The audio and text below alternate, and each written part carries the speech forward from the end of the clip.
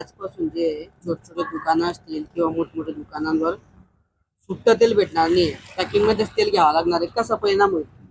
ते सरकाराचं म्हणणं बरोबर आहे की 1 किलोचं पॅकिंग घ्या, पण समोरच्याची परिस्थिती तशी नसली तर तो घेऊ शकत नाही, मग त्यानं बिना तेलाचं खायचं का, हा.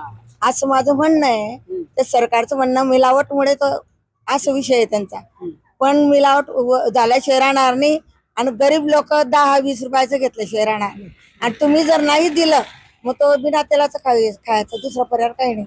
गरीब लोकांचं आणि इकडे सर्व गरीब परिस्थिती आहे लोकांची. असं कॅपॅसिटी नाही की तो 2 किलो 1 किलो घेऊ शकेन. असं ते 10 रुपयाची साखर, 10 रुपयाचे मुंगाची डाळ, उडदाची डाळ असं मागू शकतात, मग ते तेल कितीचं घेऊ शकतील.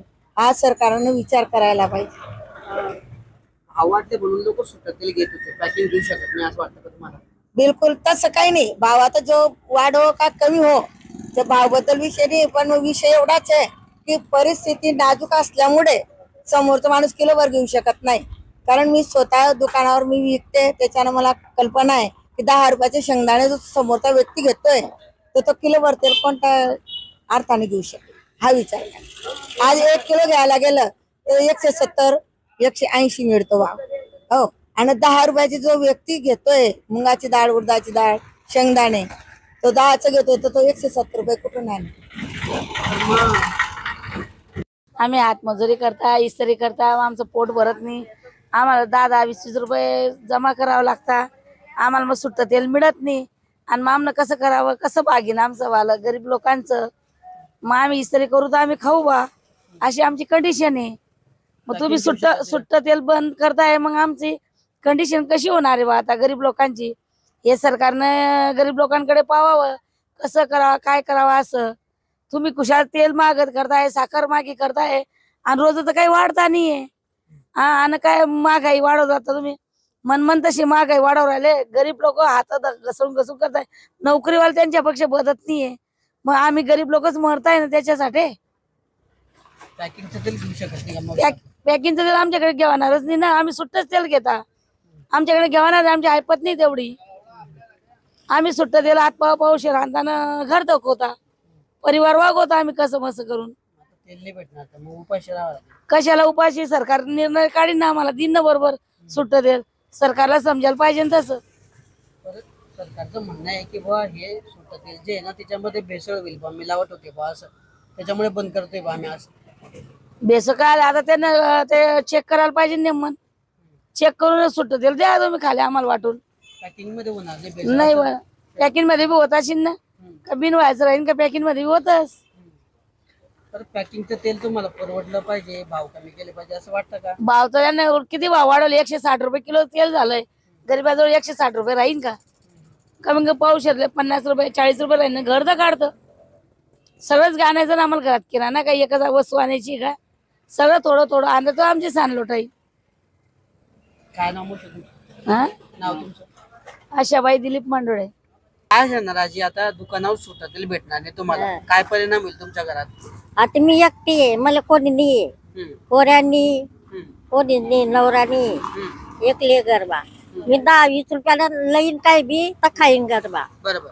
हा, यान पुढे काही नाही. मग माझं भेटणार नाही पण भाजीपाला तुम्ही महागाई आहे.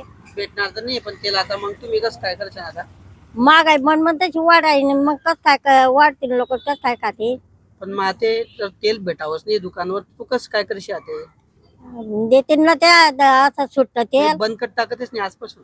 बंद कस काय करते सरकार? कस काय बंद करी? मग तुम्ही विचार नाही करणार ना सरकार, असं वाटच का तुमचं? मग कापड करायला पाहिजे ना त्याने.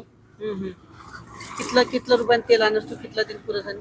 लव 20-30 रुपयाला गरबा, अर्धा किलो खावा आपलं हप्ताभर. ते नंतर मग परत सुट्टा. आपण लावायला जाणं पडत. काम काय करायचं मग? काहीच नाही काम घरात. रोजंदारीवर जाणं पडत. हा, एक वक आता जावं 2-3 रुपयानं जावं, 200 रुपया रोजनं. मजुरीनं भाव बी वाढीत राहणार त्यांना. नाही ना, आणि इकडे महागाई वाढली. महागाई वाढाय नाही. साखर परवडच का खावाली? नाही ना, आपल्या त्याशिवाय बागत नाही आणा. मग आता तेल बिन भेटावं, मग. साखर बिन भेटावं, मग कसं करशाल? दोन मग सरकारने तसं अर्ज करी देऊ ना.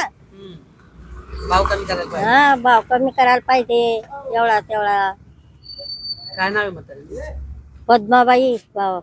पद्माबाई भावरा सुरवंते. तर आता आजपासून दुकानांवर सुट्ट तेल दिलं जाणार नाही, पॅकिंग मध्येच 1 किलो 2 किलो तेल मिळणार आहे. कसा परिणाम होणार आहे तुमच्यावर? परिणाम तर महाग जास्तच होणार आहे, पण मग हे सरकारनं बी गरीब लोकांकडे बघलं पाहिजे. इतकं महाग तेल करलंय तर लोकांवर घेवत नाहीये, मजुऱ्या तिच्यामध्ये वाढत नाहीये. मग त्याच्यासाठी सरकारनं काहीतरी निर्णय घ्यायला हवा गरीब लोकांसाठी. हा जो निर्णय घेतलाय तुकाराम मुंडेंनी हात बरोबर घेतलाय का? सुट्ट तेल दिलं पाहिजे का नको दिलं पाहिजे? सुट्ट तेल दिलं पाहिजे, पण चांगलं व्यवस्थित दिलं पाहिजे. तिच्यामध्ये प्रकार बी खराब येत आहे आणि लोकांची बी तब्येत खराब होत आहे. हा, मग तिच्यामध्ये भेसळ होत होती ना, म्हणून तुकाराम मुंडेने काय केलं की फक्त पॅकिंग मध्ये तेल मिळेल, आता सुट्ट तेल मिळणार नाही असा निर्णय घेतला. पॅकिंग मध्ये बी मिळलं तरी बी तेल व्यवस्थित दिलं पाहिजे. पॅकिंग मध्ये बी कमी तेल दिलं जातं. आणि भाव जे वाढतायत भाव तर खूपच वाढताय. हे गरीब लोकांसाठी काही व्यवस्थित नाहीये भाव. तर सरकारनं निर्णय व्यवस्थित घ्यायला हवा. काय नाव ते तुमचं? आरती सपकाळे.